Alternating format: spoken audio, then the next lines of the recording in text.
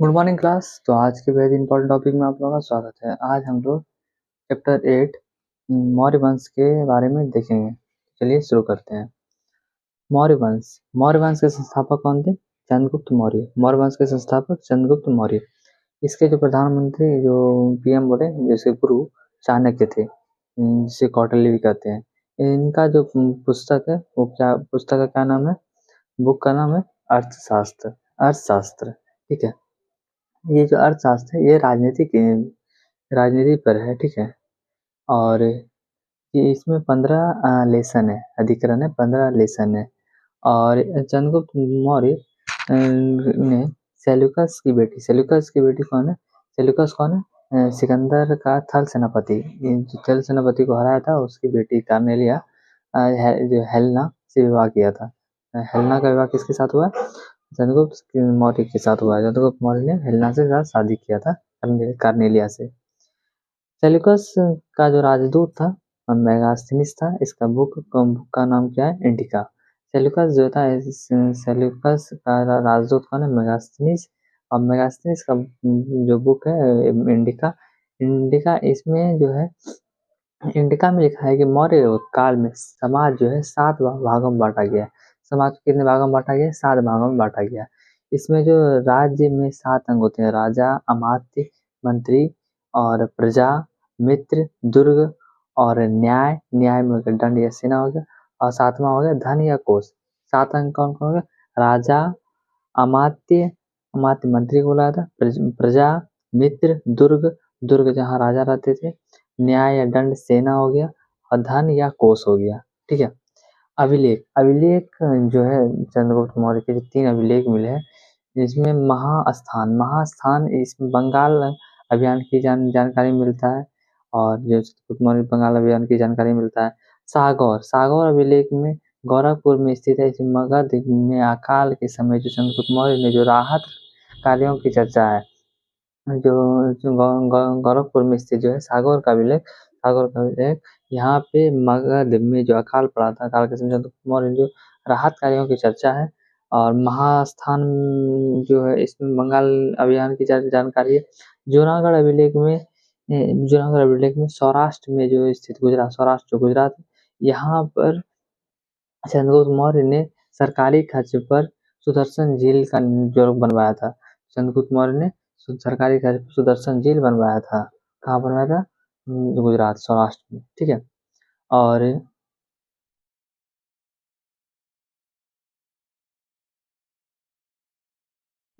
बिंदुसार, चंद्रगुप्त मौर्य का जो बेटा कौन था? बिंदुसार। बिंदुसार ने जो उपाधि लिया था अमित्रघात। बिंदुसार ने जो उपाधि लिया था अमित्रघात। बिंदुसार कौन था? चंद्रगुप्त मौर्य का बेटा।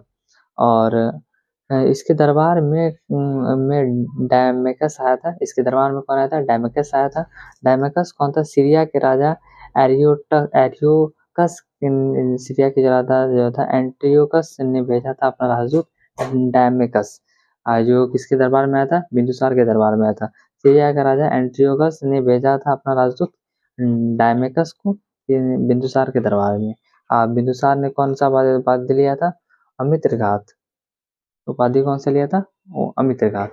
अब आते हैं हम लोग बिंदुसार के बाद आते हैं हम लोग सम्राट अशोक, ठीक है। सम्राट अशोक, इसका जन्म 304 बीसी में पाटलिपुत्रा में हुआ था। 304 ईसा पूर्व कहाँ हुआ था? पाटलिपुत्रा में हुआ था। सम्राट अशोक किसका पुत्र है? बिंदुसार का पुत्र है सम्राट अशोक। इसका जन्म 304 बीसी में पाटलिपुत्रा में हुआ था। राज्याभिषेक 269 बीसी में हुआ था। राज्याभिषेक कब हुआ था? 269 बीसी में हुआ था। राज्याभिषेक कब हुआ था? 269 बीसी में हुआ था। राज्याभिषेक के 8वें वर्ष 261 बीसी में कलिंग की राजधानी तोसली पर आक्रमण किया था। जो राज्याभिषेक जब कराया था उसके 8वें वर्ष 261 बीसी में कलिंग की राजधानी तोसली पर आक्रमण कर किया था। और युद्ध के समय कलिंग का राजा कौन था? नंदराज था। युद्ध के समय कलिंग का राजा कौन था? नंदराज था। कलिंग की युद्ध का जो जानकारी है वो खारवेल का जो हाथी गुफा अभिलेख है और अशोक का जो 13वां शिलालेख है। इन 2 जगहों से कलिंग युद्ध की जानकारी मिलता है। कलिंग युद्ध के समय कलिंग के राजा कौन थे? नंदराज थे। और कलिंग युद्ध का जो जानकारी मिलता है किससे, खारवेल के जो हाथी गुफा अभिलेख है इससे, और अशोक का जो 13वां शिलालेख है इससे मिलता है जानकारी। सम्राट अशोक की जो पत्नी है कालवाकी, कालवाकी के कहने पर अशोक ने युद्ध त्याग दिया। जो सम्राट अशोक की जो पत्नी कालवाकी थी, कालवाकी के कहने पर अशोक ने युद्ध त्याग दिया। इसका जो भतीजा था, अशोक का जो भतीजा था निग्रोध ने बौद्ध धर्म अपनाने की प्रेरणा दी। निग्रोध ने क्या दिया था, बौद्ध धर्म अपनाने का प्रेरणा दिया था। और उपगुप्त ने बौद्ध धर्म की शिक्षा दिया। उपगुप्त ने क्या दिया था, बौद्ध धर्म का शिक्षा दिया था। किसको, सम्राट अशोक को उपगुप्त ने बौद्ध धर्म का शिक्षा दिया था। पत्नी ने युद्ध त्यागने की कहा, और भतीजा निग्रोध ने बौद्ध धर्म को अपनाने की प्रेरणा दिया, और उपगुप्त ने बौद्ध धर्म का शिक्षा दिया था अशोक को। बौद्ध धर्म के प्रचार के लिए महेंद्र एवं संमित्रा को श्रीलंका भेजा था। जो अपने पुत्र और पुत्री को अशोक ने अपने पुत्र महेंद्र और पुत्री संमित्रा को कहाँ भेजा था, श्रीलंका भेजा था बौद्ध धर्म का प्रचार करने के लिए। 8वें वर्ष बौद्ध धर्म के अपनाने का 8वें वर्ष धर्म यात्रा प्रारंभ किया, और 10वें वर्ष बौद्ध गया की यात्रा किया, और 20वें वर्ष लुम्बिनी की यात्रा किया। आज 10वें वर्ष क्या किया, बौद्ध धर्म की यात्रा किया, 20वें वर्ष लुम्बिनी की यात्रा किया। और अशोक ने तृतीय बौद्ध संगीति 255 BC में कहाँ करवाया था, पाटलिपुत्र में करवाया था। इसके अध्यक्ष कौन थे, मोगलीपुत्र थे। जो तीसरा जो बौद्ध संगीति है 255 ईस्वी में अशोक ने करवाया था, कहाँ पे, पाटलिपुत्रा में। इसके अध्यक्ष कौन थे, मोगलीपुत्र थे। अभिलेख में जो है 3 अभिलेख है, 3 अभिलेख गुर्जरा जो मध्य प्रदेश में है, और मस्की जो कर्नाटक में। गुजरा और मस्की, गुर्जा का है मध्य प्रदेश में, और मस्की कर्नाटक में। ये दोनों में अशोक का नाम का स्पष्ट है, इसमें दोनों अशोक का नाम स्पष्ट है। और तीसरा जो भामरू राजस्थान में, यहाँ पे अशोक ने खुद को मगध का सम्राट बताया है। जो भामरू जो अभिलेख है इसमें ये राजस्थान का है, यहाँ पे अशोक ने खुद को मगध का सम्राट बताया है। अभिलेखों की जो भाषा है वो प्राकृत है, जिसमें 4 लिपियों में लिखा गया है।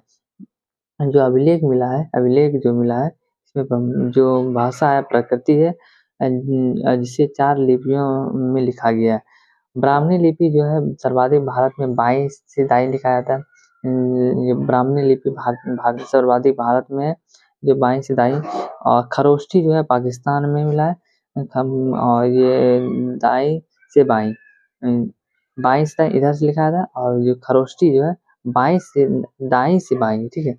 अरमाइक लिपि जो अफगानिस्तान का है, ग्रीक लिपि अफगानिस्तान। अरमाइक और जो ग्रीक है ये दोनों अफगानिस्तान से, खरोष्ठी हो गया पाकिस्तान से, ब्राह्मणी लिपि भारत से। अशोक के जो 14 शिलालेख हैं ये हम लोग देखते हैं। पहला शिलालेख जो अहिंसा पर बल दिया, पशु बलि पर रोक लगाया। पहला शिलालेख में अहिंसा पर बल दिया, पशु बलि पर रोक लगा दिया। दूसरा जो अभिलेख है इसमें पशु चिकित्सा की चर्चा है, और दक्षिण भारत के राज्य की चर्चा है। दूसरा में पशु चिकित्सा की चर्चा है, और दक्षिण भारत में राज्यों की चर्चा है। इसमें जो है केरल पुत्र, सती पुत्र, चेल, चोल, और इसमें पांड की चर्चा नहीं है। चेल है, पांड है, चोल वंश की चर्चा नहीं है, चोल वंश की चर्चा नहीं है। जो दूसरा अभिलेख है इसमें पहला में हो गया अहिंसा पर बल दिया, पशु बलि पर रोक लगा दिया, और दूसरा में पशु चिकित्सा की चर्चा है, और दक्षिण भारत में राज्यों की चर्चा है, राज्य की चर्चा है। इसमें केरल पुत्र है, सती पुत्र हो गया, चेर हो गया, पांड हो गया, ये चारों का चर्चा है। बट चोल वंश की चर्चा नहीं है, चोल वंश का चर्चा नहीं है।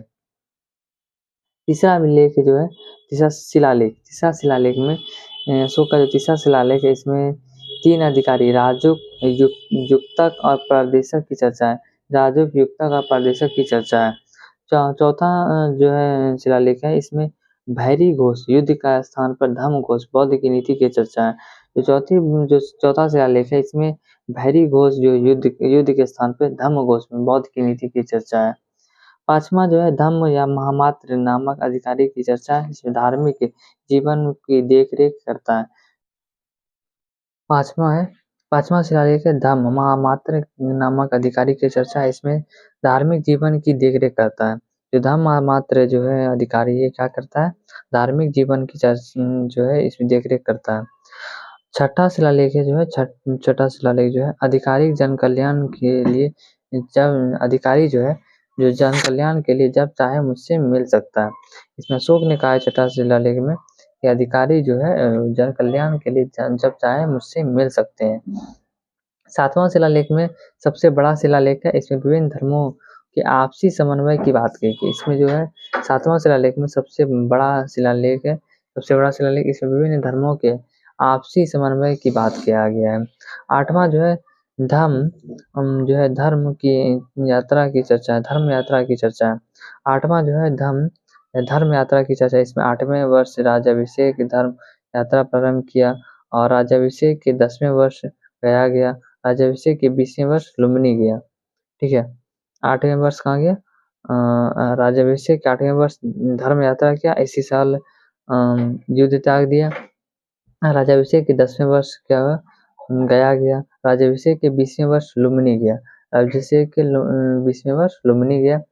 और 10वां शिलालेख में क्या है, धर्म के महत्व की चर्चा है, धर्म के महत्व की चर्चा है। 11वां शिलालेख, इसमें मेरे अधिकारी ब्राह्मणों को न सताए। अशोक ने कहा है कि 11वें शिलालेख में मेरे अधिकारी जो है ब्राह्मणों को न सताए। 12वें शिलालेख में क्या है, स्त्रियों के सुधार के लिए, स्त्रियों के सुधार के लिए स्त्री महामात्र नामक अधिकारी की चर्चा है। ठीक है, स्त्रियों के सुधार के लिए ये जो है स्त्री महामात्र अधिकारी की चर्चा है 12वां शिलालेख में। 13वां शिलालेख कलिंग युद्ध की चर्चा है।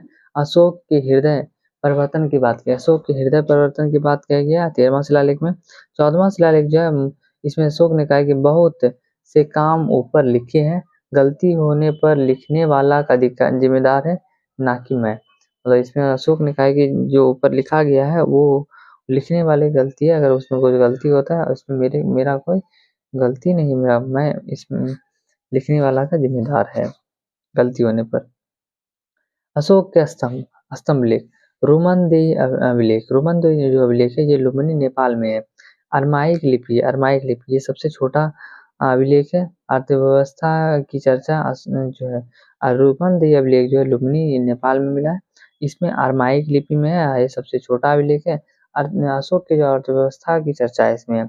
कौशाम्बी अभिलेख यूपी का, इसमें कारुबाकी द्वारा दिए गए दान की चर्चा है। जो कार्यवाही जो है अशोक की पत्नी उसके द्वारा जो दान दिया गया उसकी चर्चा है।